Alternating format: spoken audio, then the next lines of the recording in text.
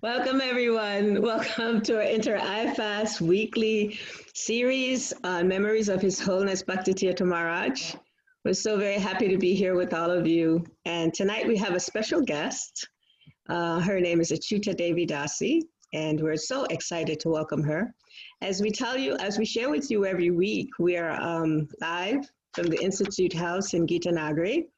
And Inter-IFAST, as you know, is a branch of IFAST, which was founded by His Holiness Bhakti Tirtha Maharaj.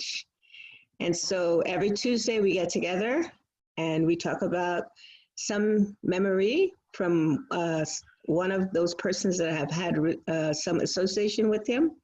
And so tonight, Acyuta Devi is with us, and I want to share a little bit about Acyuta. So Acyuta was among one of those first students of His Holiness Bhakti Tirtha Swami. She came during the very early days when the Institute was still in Washington, D.C. Not still, actually, Institute is always in Washington, D.C., because when we moved to Gita Nagari, then we became the students from IFAST then became a part of the community in Gita Nagari. And so Acyuta was one of those highly educated disciples, materially educated. She has a master's degree, and she gave up her professional background in Washington to come to Gita Nagari when Bhakti Tirtha Maharaj moved to help assist in the Gita Nagari project. She was one of those first persons to assist with the farm project here in Gita Nagari. And while we were in Washington, D.C., she assisted Bhakti Tirtha Maharaj with proofreading many of his books that many of you read. She was one of the main proofreaders. She also did so much in terms of just developing the projects in Washington, D.C., as well as in Gita Nagari. And presently, she and her husband, they live in Boise, Idaho, and she's working as a manager for a community-based mental health program. And so Acyuta come to us with a wealth of association from His Holiness Bhakti Tirtha Maharaj. So Acyuta, we're just eager and waiting to hear you share some pastimes of Bhakti Tirtha Maharaj. Welcome. Thank you so much, Rajalila, Mother Rajalila, and Kishori Rani for this wonderful opportunity to glorify His Holiness Bhakti Tirtha Maharaj. I'm very grateful for this opportunity. Normally on these kind of platforms, I like to have my video off and hide. So thank you for the opportunity to come out and, for more than worthy cause to honor our spiritual master. It's so hard to believe that it's been 15 years this year that he has left this planet, and we no longer have his physical association, isn't it? And I recall him saying before he left often, as many of you probably remember, he would say to us that I will be more available to you when I leave than I am now available in my physical body. And we didn't really understand, at least I know I didn't really understand, how could that possibly be?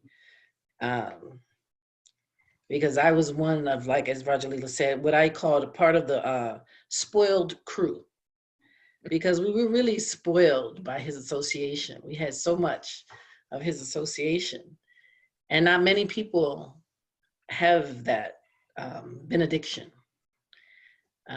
Even Guru Maharaj did not have so much association with his own spiritual master, with Srila Prabhupada.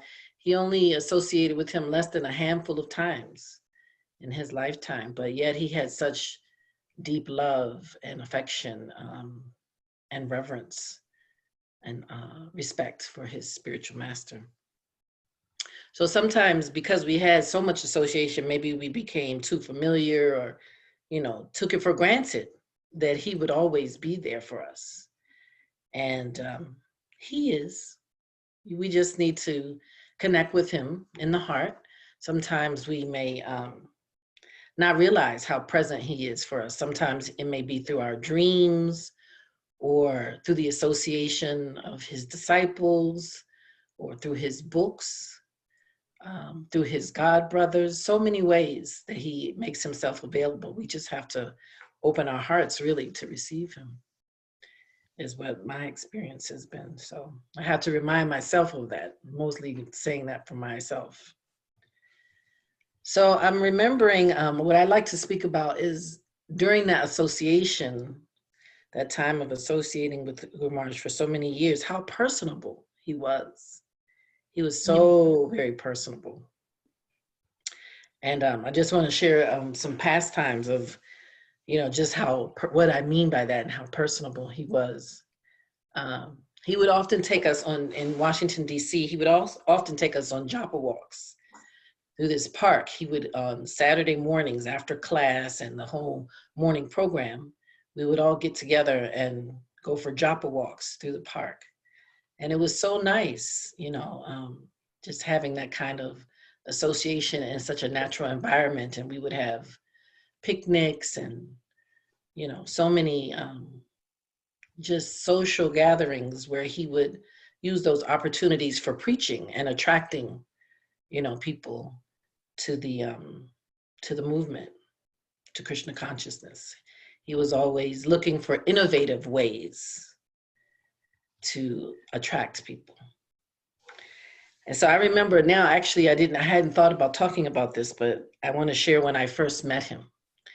So I was living in this house where where one of our god sisters was living, and it was like a group home, not like a mental health group home, but in some kind of ways it was, I guess.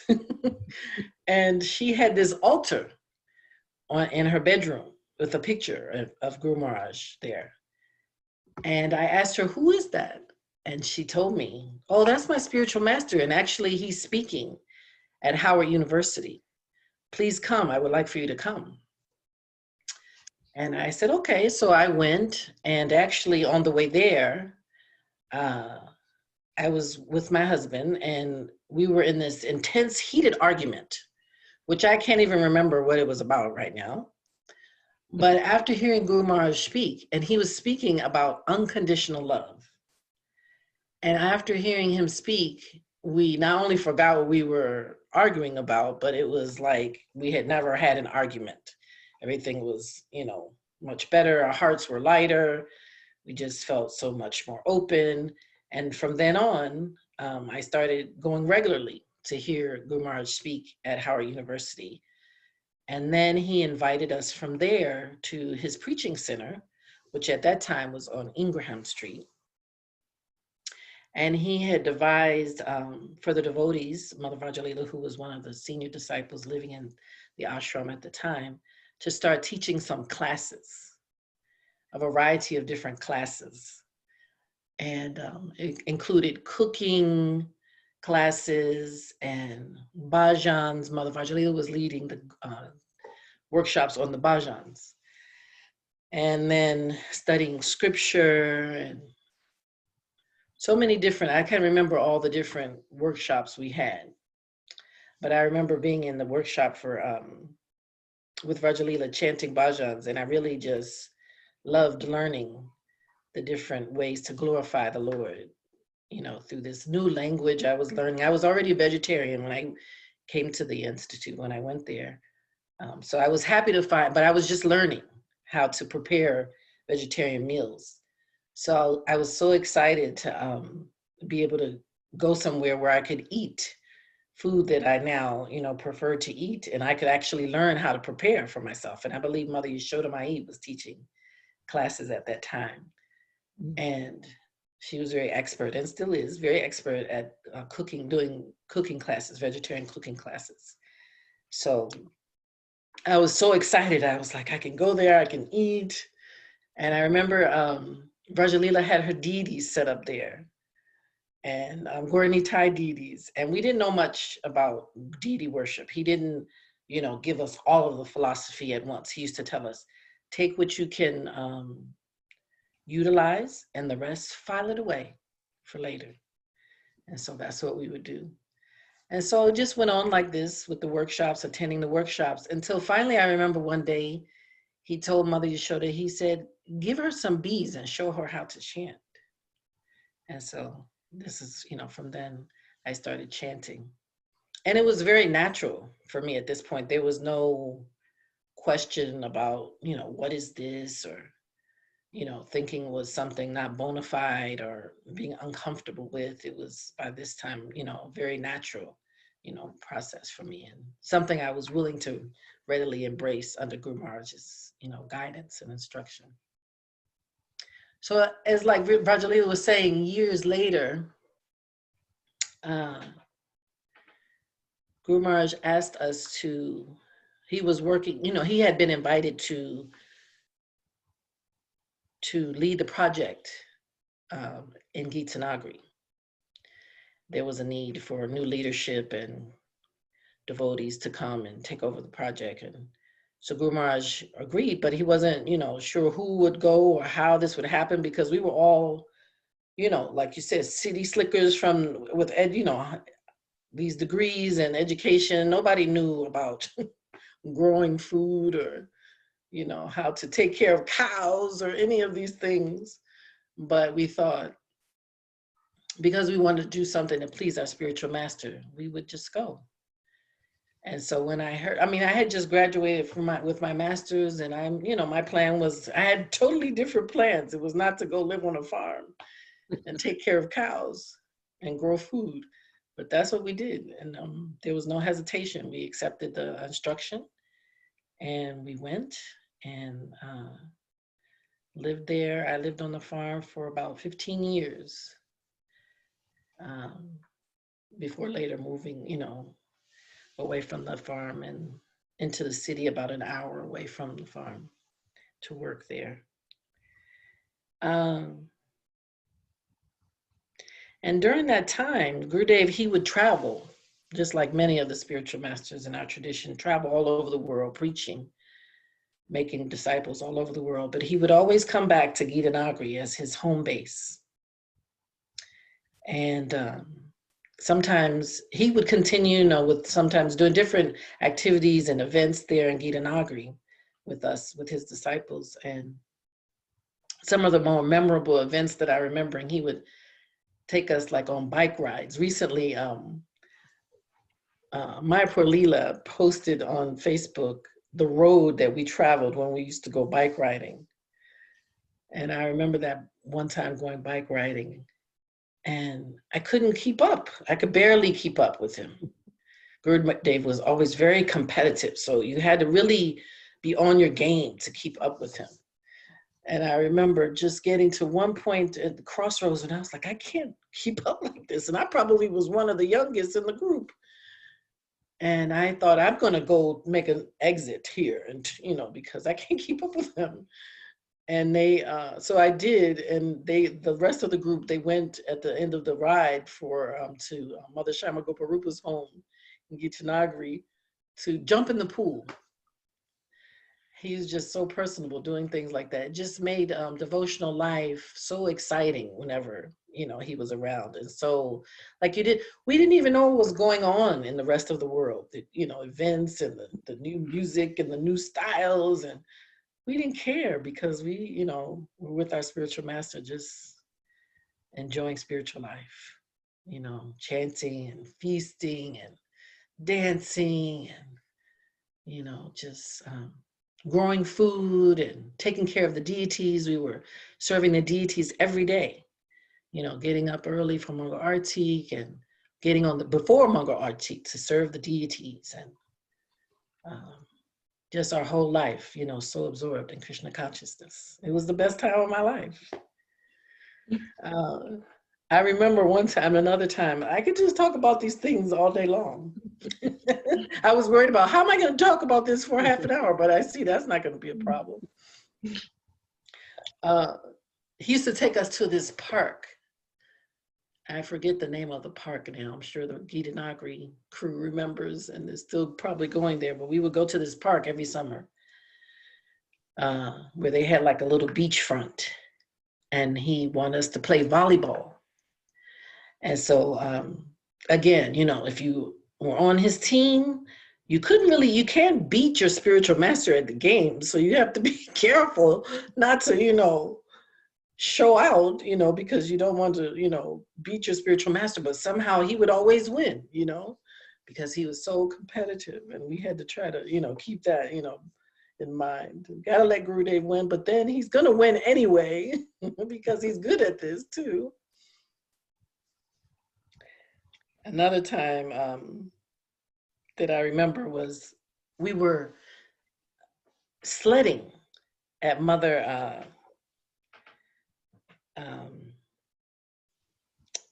Taruni's home next door to where I lived. She had this big hill, and we would go sledding in the summer. In the winter. I hope you guys still do that. It was so much fun. And I remember we had our sleds, and we were racing down the hill with Gurudev. And as I was going down that hill, you know what I said, and I will never forget this.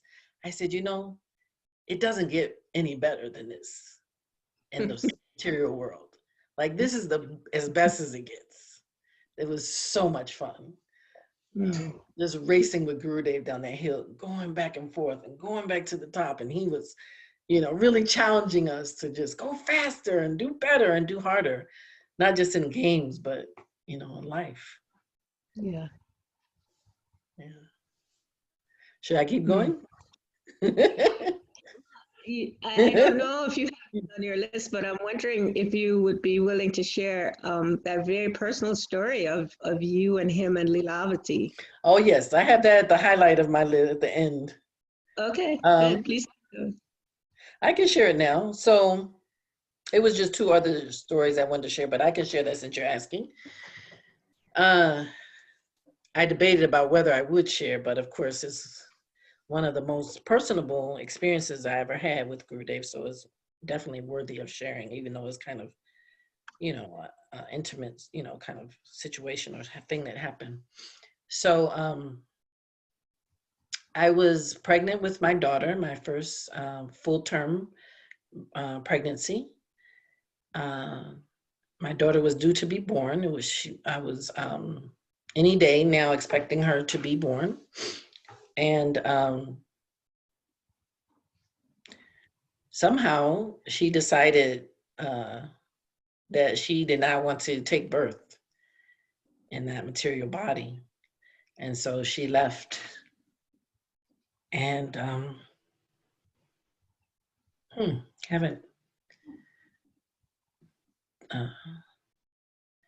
it was around this time too, in the month of May. Haven't thought so much about that lately, but anyway, I was, my daughter left, and Guru Maharaj was at the time the chairman of the GBC governing body in North America. And he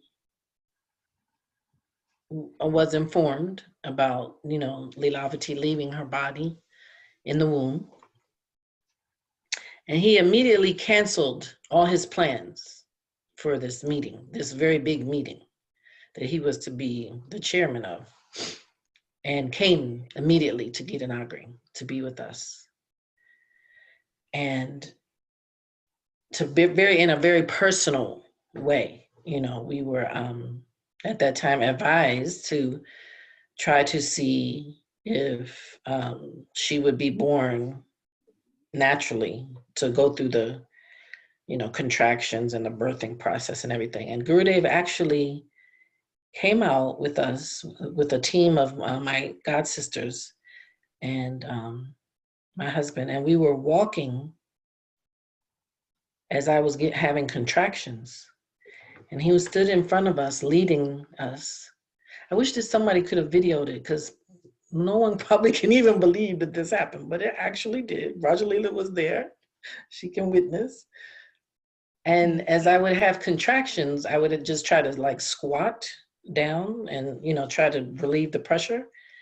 And he would stop and wait, and then we would keep walking. And we did this all around the Institute house, down the road.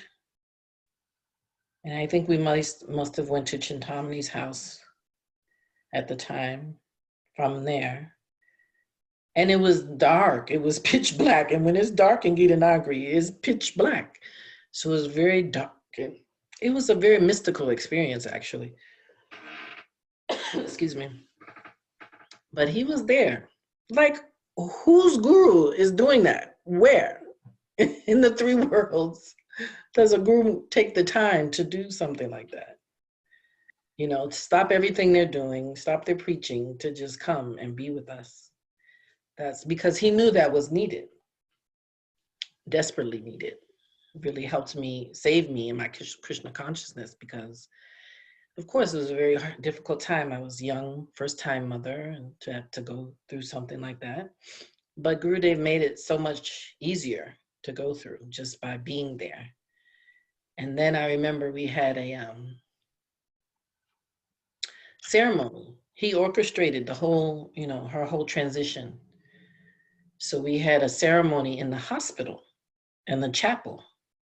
And he invited the devotees to come and gave her her name. He named her and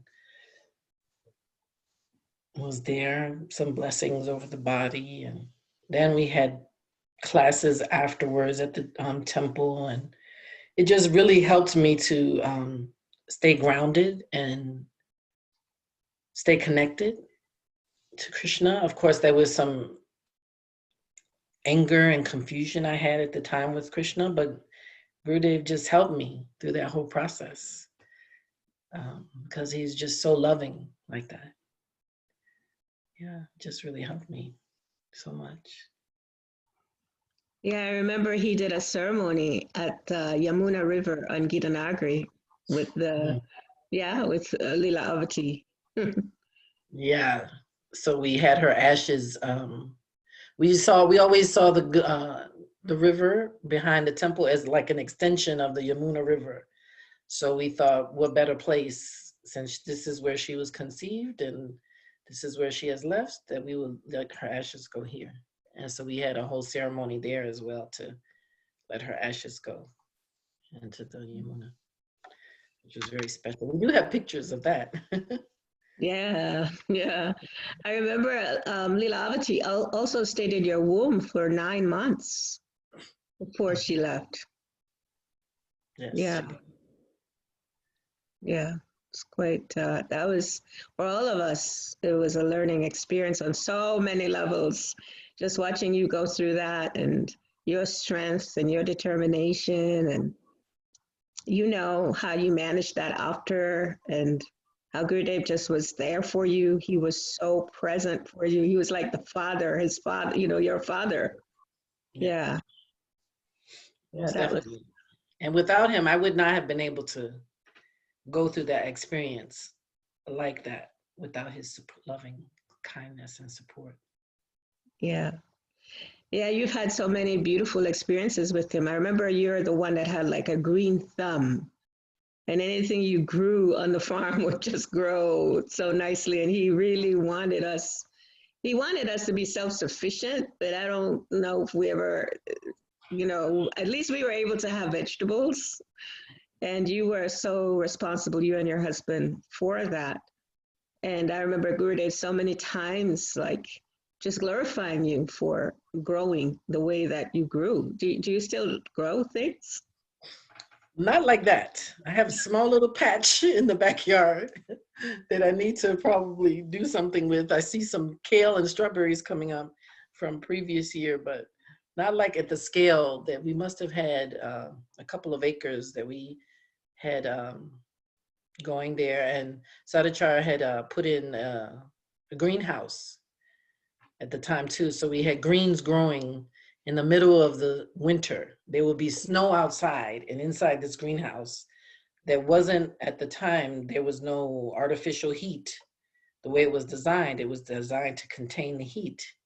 But the most inspiring thing about that garden is when Gurudev would come out, he would organize the devotees to come out to help in the garden, because it was such a big area. And as you know, if you're a gardener, it's a lot of work. So he had these overalls on, which we do have pictures of that too, where Yeah, he I would, think yeah, next time we can show some pictures. so lovely. Yeah, that would have been really nice to have pictures to show to back up all these stories. But he would come out in his overalls to the garden and help to Yeah. inspire us. He was always very hands-on, person, never just giving instruction and not also being willing to also serve and support Yeah. and inspire the devotees to serve Yeah. like that. Yeah. And he would wear his overall was orange. Yes, they were. I think Akavira used to be the one to dye them. He would buy them and Akavira would dye them orange, and he would just be like in bliss getting his hands dirty with the devotees in his orange He overalls. would be totally blissful. Yeah. Yeah. I was remembering another time, this is now away from Gita Nagari, where this was back in DC, where he had us travel with him to Israel and Egypt. Mm-hmm. And I think there were 12 of us. Yes. Yeah. Yes. So that was a phenomenal experience. And two things I remember from that trip were, I still have this picture on my nightstand where he was chastising us on the beach because we couldn't keep up. You had to really be attentive about keeping up with Guru Maharaj because he was always on the move and very attentive to the time and, always moving and doing different things. So you had to, if you were going to travel with him, you had to be on top of your game and catch up with him and stay, with him, or he would leave you behind. And so I have this picture and he has his hands going like this, chastising us. So I always keep that on my nightstand to remind me that if I'm not keeping up with him, he is chastising me. Yes, like so many of Srila Prabhupada disciples, they always say when they would go with him on the morning walks, right? That it was so difficult to just keep up with him because he walked so fast. So fast. Yeah, yeah. I also remember, so many of. I remember also other spiritual leaders that their disciples try to keep up with them, and it's just so difficult. Can't keep up, even though the disciples are in younger bodies. Yeah. I was remembering too, on that same trip, we were traveling back to the US and we were laid over somewhere in some airport. And I don't even remember what we were, sorry? Bulgaria. Oh yeah, that was a whole nother story. That's a whole nother piece where we had to wait for 8 hours and we went into town. And Gurudev said, I'm not going into that town because he had so many experiences of, back when he was detained and had to run from the police while he was distributing Srila Prabhupada's book. So he didn't want to go into town to relive any of that. But I was remembering that when we were leaving, that we were laughing about something. I don't remember what the thing we were laughing about is. But it was one of those laughters where, where your side hurts, you're laughing so hard. It's like side busting laughter. Like that's the kind of laughter. And he was joking along with us. It was so much fun. It was always, just so much joy being in his situation. So much joy. Is there any last words you would like to share with anyone about the experiences, just in terms of something you'd like to share to maybe new devotees that are aspiring for guru or ones that already have a guru? Is there? Well, I think what keeps me going,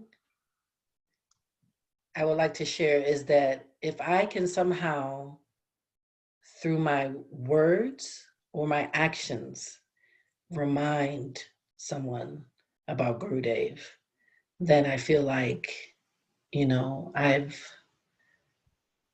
done something for him, to have them remember him or think about him through something I do or something I say, that's, the greatest honor that I could show. him. So I think if we can remember that as we go on in our Krishna consciousness, trying to follow his example of unconditional love, that we can honor him in that way.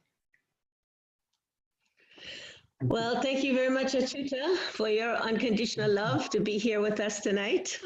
Thank you for the opportunity, Mata. Yes, I know you had to come home from work and then get ready for this. So we are happy that you put it into your schedule. We're really grateful. And maybe we'll be able to invite you to come back again in the future, tell some more stories about Tirtha tomorrow. Or you can come on our Tuesday night, on Wednesday night and Thursday night series where we're talking about how to stay calm, confident, and courageous during these crisis times. Yes, thank you so much for offering this service. I do occasionally tune in, and it's been very helpful to me in my Krishna consciousness. So thank you so much for this wonderful service that you're offering. Yes, and so much of this blessing comes and mercy comes from me being able to have personalities like Ishwarani, who encourages me to with her expertise of technology, to bring this to our group about our Guru Maharaj, to glorify our Guru Maharaj and to share his teachings in different ways.